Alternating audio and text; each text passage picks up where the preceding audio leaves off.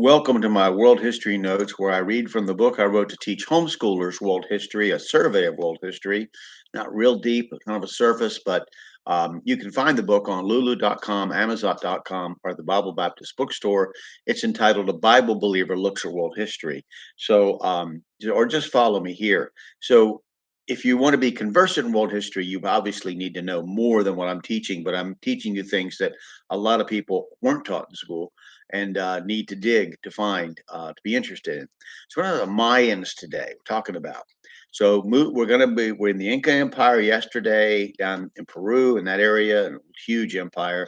We're going to go north to Central America, called Mesoamerica. Moving further north and further back in time, let's return to the world of the Maya. A ruler named Animal Skull was the 22nd ruler of Tikal, coming to power at some point after 562, according to scholars. The catastrophe that struck the entire world in the 6th century did not spare Central America, as we've already mentioned. Animal Skull's burial chamber has been extensively excavated, and many interesting things have been found, including a small throne and a protective belt that would have been worn during ball games.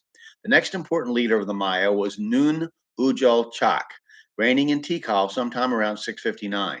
The Maya's glory continued until shortly after 800, when a major wave of abandonment of the cities takes place, and by 830, most of the major dynasties had fallen. A famous Mayan city, Chichen Itza, was the most complex city in the northern part of the Maya territory. Its power lasted beyond 900, and the exact date of its abandonment is unknown, but it was still a site for religious pilgrimage even after the Spanish conquest. Another city, Mayapan, rose to prominence to be overthrown in 1441 by a rival city, Tzu. After this, and I can't pronounce it, XIW, X or XIW, I don't know. After the Spanish conquest, what was left of the Maya retreated further and further into the jungles and were independent into the late 17th century. The island of Nojpetan, better known as Tayasal on Lake Petanitza, was the last strong holdout against Roman Catholicism and Spanish control. Finally, on March 13, 1697, a force of 108 Spanish troops crossed the lake and crushed the Mayan defense. The tiny Lacandon community is the last of a pagan Maya to survive. Impoverished and weakened since the Spanish conquest, the Maya have engaged in several revolts, the most successful being 1847, in which almost the entire Yucatan Peninsula was seized. There was more recently a Zapatista Revolt in 1994, during which the Maya suffered horribly. It was concluded by a peace accord in 1996. The Maya once ruled great cities and had a population of over 10 million by some accounts, but today are a poor, backwards people.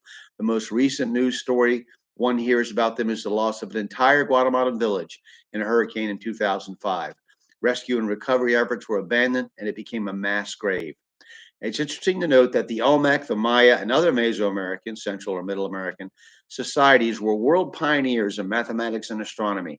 They invented a dozen different systems of writing, established widespread trade networks, tracked the orbits of planets, created a 365-day calendar more accurate than its contemporaries in Europe, and recorded their histories in accordion folded books, quote, books of fig tree bark paper.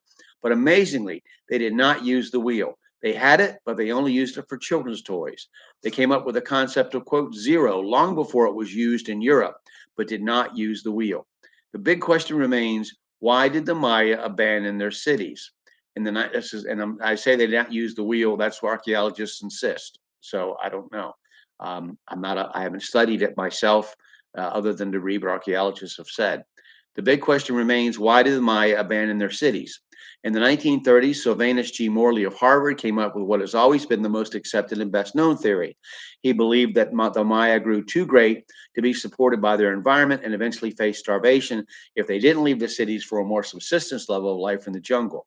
This is what you'd be told in traditional textbooks, as I was told, in a way as to warn us against the destruction of the ecosystem, a word used heavily in my youth, along with the study ecology. What has been shown by pollen studies and lake sediments, the Maya did cut down much of the forest and plant it in agriculture. The loss of tree cover created wide-scale erosion and flooding. While disappearing fields, with disappearing fields, the Mayan farmers would have been forced to seek out terrain less agreeable to agriculture to grow the needed food. Finally, it became impossible to support the civilization they had created, and it collapsed. Cities were abandoned, and the survivors returned to the jungles to eke out a marginal existence. the 1,400 buried alive in mudslides in one village in Guatemala in September 2005 during Hurricane Stan being the other end of the spectrum. And recently, not long ago, they did photographic imagery of the jungle and found a huge city, just a gigantic city. It was 60 square miles. So they really, really did develop a high civilization. Strangely, on the other side, there are as many books written about how the Native American population was very in tune with nature and how they lived an eco-balanced life in harmony with nature's bounty. Both of these beliefs exist side by side. They both cannot be true. The fact is that Native American populations were like populations everywhere and used their environments to build civilization until that environment could no longer support it. Then they collapsed. As one old-time preacher put it, there is a thing called the law of human collapse that insists that anything that man does on his own is doomed for failure, whether it be a civilization, a culture, or even an institution. This has been proved by history. Next time, we're going to move north to North America. We have some things to discuss there that are going on at this time, and in this first 1,500 years of AD, after Christ. So we'll talk about that next. Thank you.